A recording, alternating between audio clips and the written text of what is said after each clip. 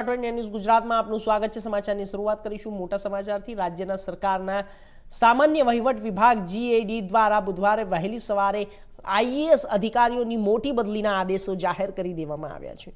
રાજ્યભરમાં કુલ 72 આઈએએસ અધિકારીઓની બદલી કરી અને તેને નવી નિમણૂકો કરવામાં આવી છે। ફેરફાર કરવામાં આવ્યા છે। અનેક જિલ્લા કલેક્ટર, મ્યુનિસિપલ કમિશનર તેમજ વિવિધ સરકારી નિગમોના ઉચ્ચ અધિકારીઓને સમાવેશ થાય છે।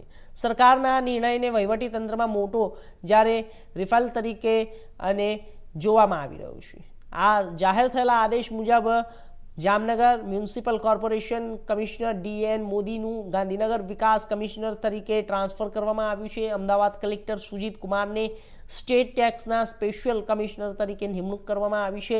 સુરત કલેક્ટર ડોક્ટર સૌરભ પારધીને સિવિલ સપ્લાયઝ વિભાગના ડિરેક્ટર તરીકે નિયુક્ત કરવામાં આવ્યા છે, જ્યારે ભરૂચ કલેક્ટર ગૌરાંગ મકવાણાને ગુજરાત એનર્જી અને ડેવલપમેન્ટ એજન્સીના ડિરેક્ટર તરીકે જવાબદારી સોંપાઈ છે।